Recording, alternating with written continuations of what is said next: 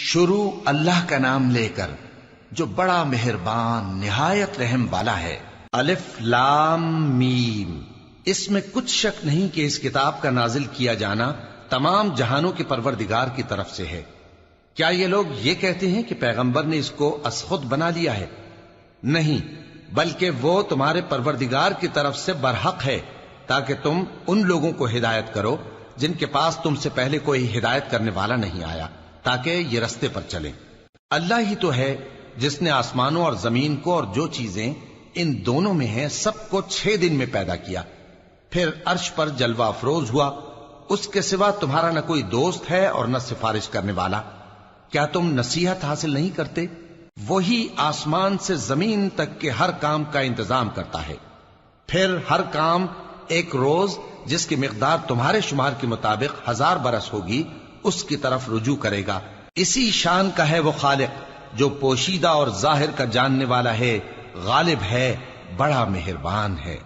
وہی جس نے ہر چیز کو بہت اچھی طرح بنایا، یعنی اس کو پیدا کیا اور انسان کی پیدائش کو مٹی سے شروع کیا، پھر اس کی نسل ایک قسم کے خلاصے سے یعنی حقیر پانی سے بنائی، پھر اس کو درست کیا، پھر اس میں اپنی طرف سے روح پھونکی اور تمہارے کان اور آنکھیں اور دل بنائے، مگر تم بہت کم شکر کرتے ہو۔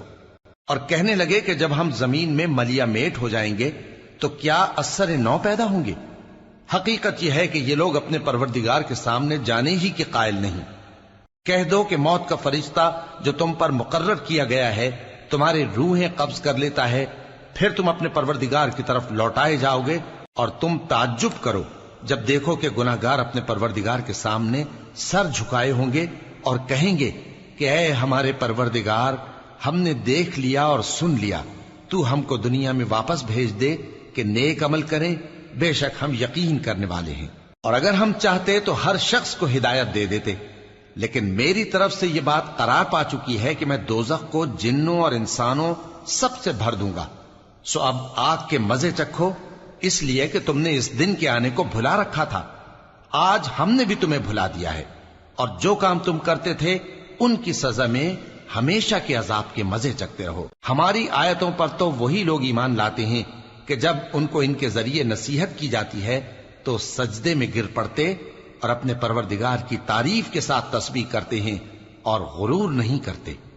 ان کے پہلو بچھونوں سے الگ رہتے ہیں، اس حال میں کہ وہ اپنے پروردگار کو خوف اور امید سے پکارتے اور جو کچھ ہم نے ان کو دیا ہے اس میں سے خرچ کرتے ہیں۔ سو کوئی شخص نہیں جانتا کہ ان کے لیے کیسی آنکھوں کی ٹھنڈک چھپا کر رکھی گئی ہے، یہ ان اعمال کا صلہ ہے جو وہ کرتے تھے۔ بھلا جو مومن ہو وہ اس شخص کی طرح ہو سکتا ہے جو نافرمان ہو؟ دونوں برابر نہیں ہو سکتے۔